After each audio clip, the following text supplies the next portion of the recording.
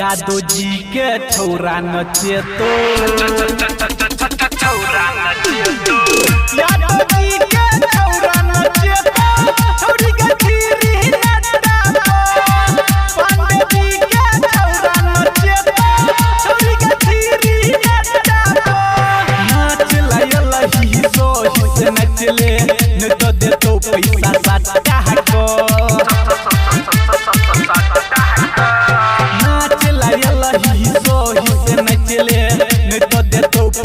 साटा को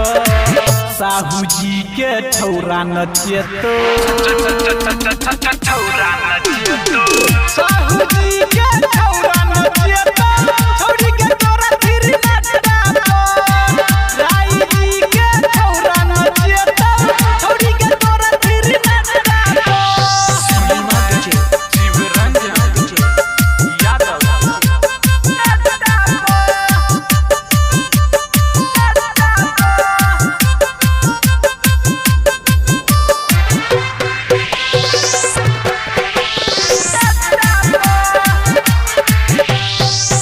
यहाँ तब जी डॉन वतको छोई रंगदार गई यहाँ तब जी डॉन वतको छोई रंगदार गई बहुत कौन पुलिस थाना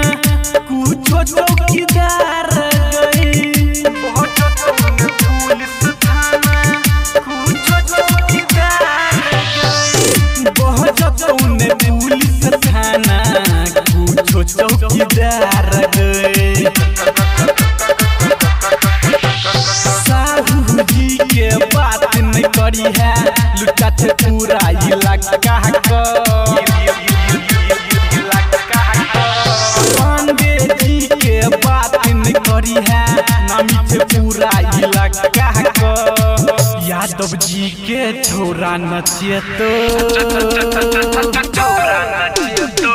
राई जी के छौरा नचे तो छौरी के तोरा फिर नचता तो पांडे जी के छौरा नचे तो छौरी के तोरा फिर नचता तो महिमा डीजे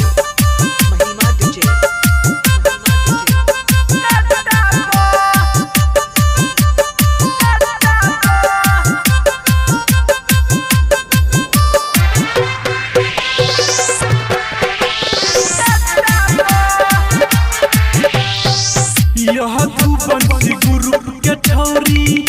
चलै छै नाम गई यह तू बंसी गुरु के छौरी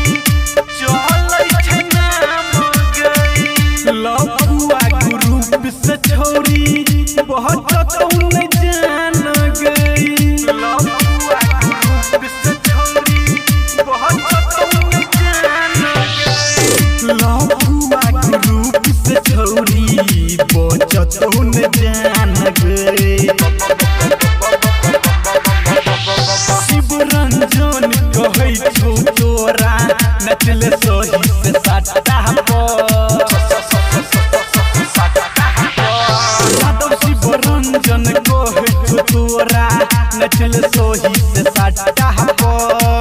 यादव जी के छौरा नचे तो